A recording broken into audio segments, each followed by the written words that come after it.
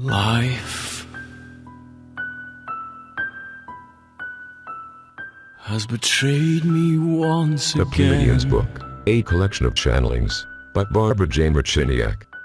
Chapter 2, The Pleiadians. Hello YouTube folks. This is the second chapter of the Pleiadians book. They are an alien race from the stellar system called the Pleiades. They call themselves our ancient family because many of us came here from the Pleiades to participate in the new experiment of Earth. This chapter is titled The Pleiadians and it consists of some questions and answers that Barbara J. Marciniak transcribed into this book. Let's begin. The Pleiadians book, Chapter 2, The Pleiadians. The Earth's sphere, Terra, is in a state of great change. Historically, from a linear perspective, you have been told that you have been on your planet for X number of years. Your scientists think that you have been civilized for a short amount of time and evolved from ape to man. That is completely incorrect. Highly formed meat man has been on your planet for eons. Your planet was seeded by extraterrestrials. It was an experiment initiated by the one we call First Cause, whom you may refer to as God, Prime Creator, all that is, whichever you are comfortable with. First Cause is the energy essence of creativity. First Cause is in all things. Consciousness is within all things. First Cause's primary journey now is to gather information and increase the potential of being. On a global scale, humanities are attempting to understand that your world is a direct result of your thoughts. Your main challenge at this time is to learn how to handle thought manifestation and the manipulation of matter and existence. Once it is implanted within you that this is a core, basic idea, a universal law of being, you will be liberating yourselves from a restricted existence that has been boxing you in all these millions of years. There have been those on your planet who have individually, or within small groupings, taken this information and utilized it and freed themselves from the tethers of three-dimensional experience. But what is occurring on your planet and why all are restless is that the movement now is towards a universal knowing and understanding. As each of you learn to expand your own consciousness and allow information and experiences to enter into your reality, as you grow telepathically, you affect those around you, in your family, in your school systems, in your neighborhoods and then, of course, within your world. What will eventually happen is what you call critical mass. When a certain number of individuals achieve a certain state of knowing, others will instantly comprehend. The times that lie ahead in the next 10 to 15 years are going to be quite interesting. You are going to see your reality turn upside down. You are going to see chaos, confusion. You are going to see a crack in the cultural paradigm structure that has been the reality of your world up until this time. Historically speaking, your world has been defined most explicitly in the last 500 to 600 of your years by scientists and by learned intellectuals, and you have not questioned this. The world seems solid. You seem solid. You all seem to live in the same world at the same time. Not so. It is not so at all. You are moving into the fourth dimension of experience. The third dimensional experience is composed of thinking. The fourth dimensional experience is more involved with perceiving, utilizing the entire being. You have been defined so precisely that you do not question who you are. You have accepted 1,000 years of definition from those you consider authorities because they happen to speak louder or publish books or gather degrees.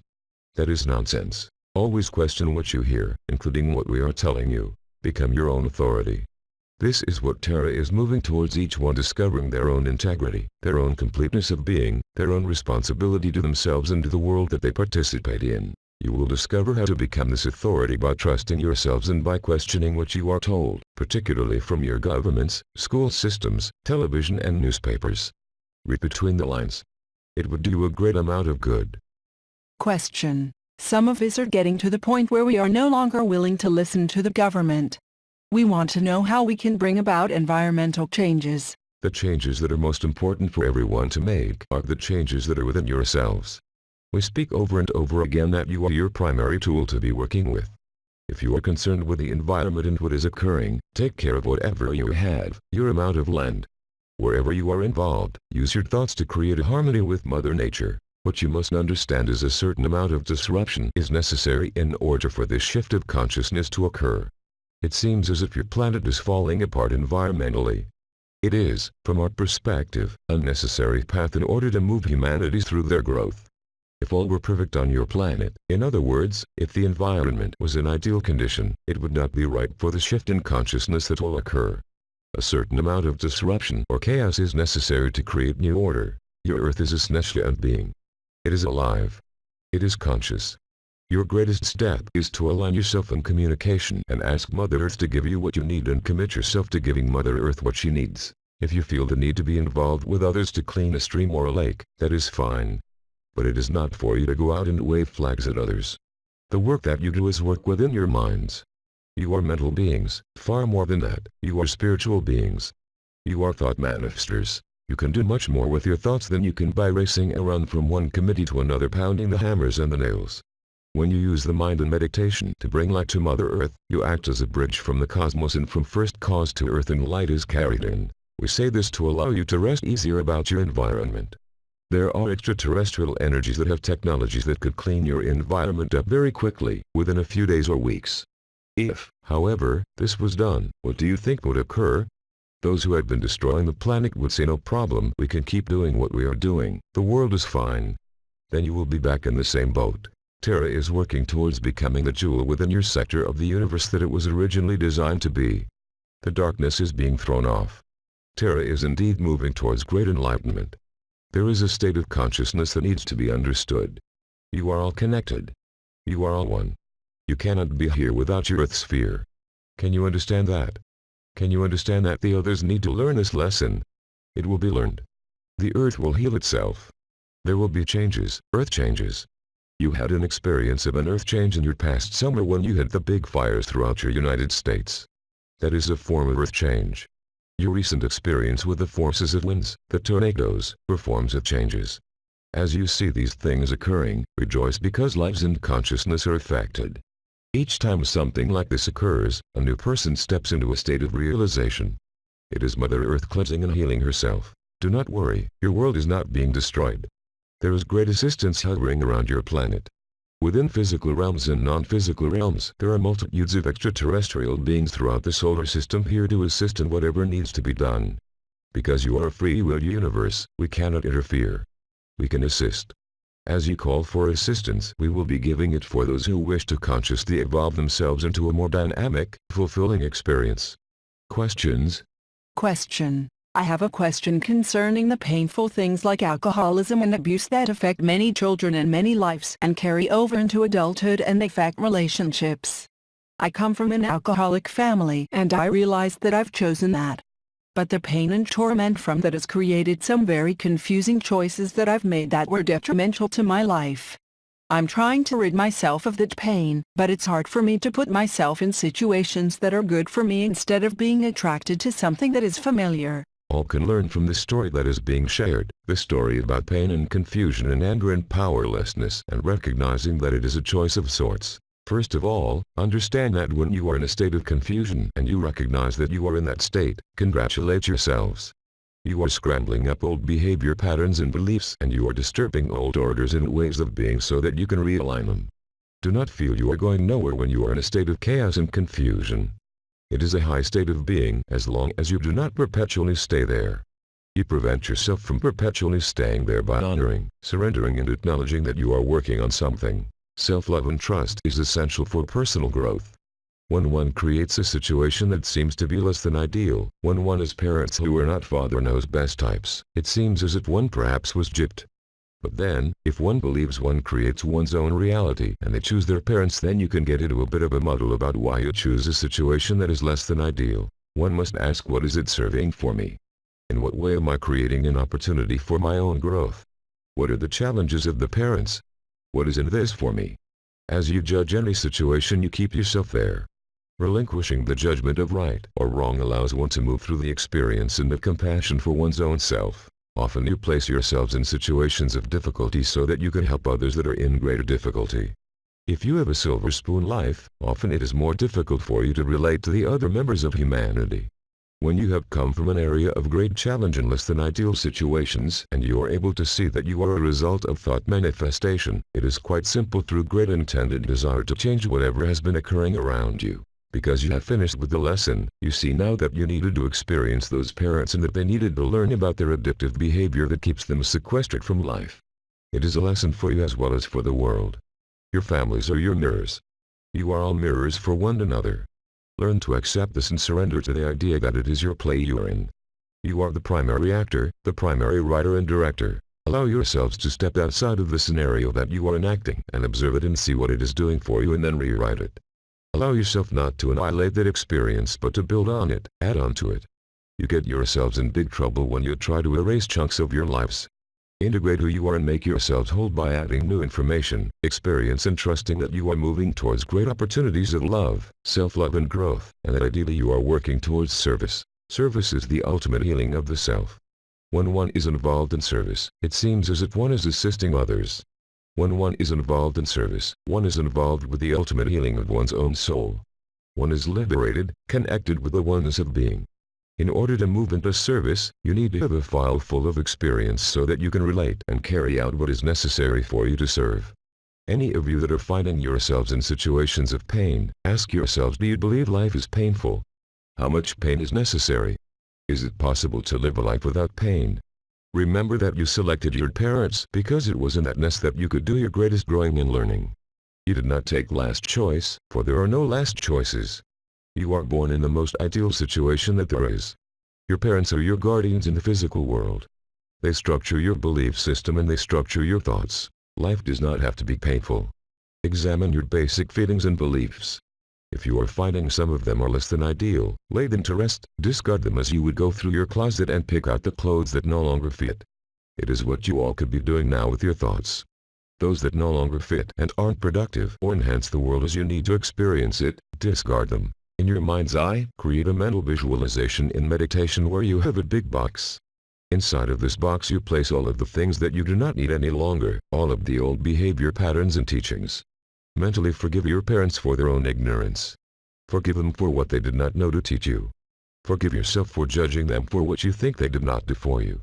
You will see that you will move forward and you will repattern and infect many others for your own personal growth. Remember again, you are your primary tool.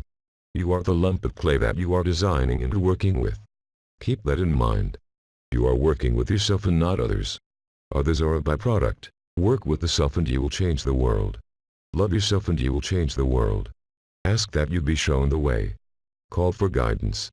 Call for assistance. Allow yourself to surrender to the highest good that yourself can manifest. And then release and forgive. Question. I feel that my whole being is getting ready to change, and there is a big fear there of not knowing. I want to know. I am praying for guidance. And the answer that I get now is wait, and it's not time and patience. Instead of the patience building, I'm reaching a point of impatience. That is because you are not trusting yourself. You are afraid of what is lying ahead of you.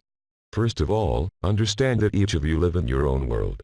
You agree on the mass level that there is one world, but you each form your own world of experience. If you choose that world to be safe, it will indeed be safe.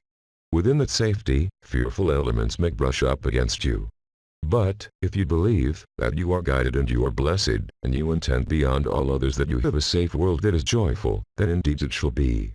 We are not talking about the world that anyone else lives in but you. When you learn to trust and to commit yourself to a world of safety and beauty, then there is a certain patience that comes as you allow that world to unfold in front of you. It is up to you to be patient and love who you are and trust that the dark journeys that your soul has chosen to take were all a part of experience which was needed so that you would have a greater understanding of where others choose to go. You, yourself, can carry a light now, and let them out. But first you must realize what it is that you are and why you have gone there. You would not understand it if you did not have first-hand experience. Do not judge what you do and where you have been. Accept your power. Accept who you are. Accept that you carry light for yourselves, and then surrender to your role and be patient and allow it to unfold. Time will accelerate quickly enough for you. Do not rush it ahead. You have many years of work and play ahead, all of you. It is what you are about. You are gathering now. You are gathering your knowledge, your commitment. You are forming your roles of leadership. There will be many pillars that will be needed in the new society. Many who will be needed to stand strong and to believe in themselves. We ask that you accept this responsibility, all of you. Question. I feel that when one is involved in a search for self that one is quite vulnerable, especially in the sleep state. I've experienced what I felt was a very negative intrusion during this sleep state. Is that possible? Your opening statement to us was, I believe or I feel one is vulnerable. That is your essence. That is what you are putting power behind. That is what you are calling to manifest. A demonstration in your belief in vulnerability. So, of course, you would experience anything that would demonstrate that you can indeed be vulnerable to unexpected intrusions, to takeovers, to whatever goes along with being vulnerable. It is not in your greatest opportunity for growth to believe in your vulnerability or that you can be victimized. You will create for yourself demonstrations. It is more ideal to utilize the thought manifestation to form the world that says, I believe I am safe. I believe I am guided. I believe I am blessed. I believe that I am divinely taught and instructed within my dream state. Can you see the difference? Question. In choice of words. In choice of belief.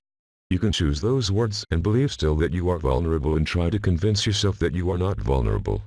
You must search into your life to see why you select the idea that you are vulnerable. Whenever one thinks one is vulnerable, one can say, but this happened to me to demonstrate that I am indeed vulnerable. We are saying thought comes first and experience is always secondary. It is never the other way around. It is never that you have the experience and then you base the thought around it. Always your experience is a direct reflection of what you are thinking. This is why we are saying monitor the thoughts, get to know the self. Speak with others in a loving way. Speak out. I believe and I feel. When you speak in this fashion, you are coming to the core of who you are. And when you come to this area you can see how you form your experience by what you feel and what you think. If you are finding areas that seem less than ideal, then attempt to change. If you cannot change immediately, then, for a few minutes each day you institute the new feeling by adapting the idea that for 5 minutes you will feel safe and guided. Then go back to feeling vulnerable the rest of the time. If you do this a few times every day, you will see that your thoughts make you feel one way or another. Question. Everything that you have said tonight seems to me to be the basis of metaphysical teaching, the way I understand it. It is so.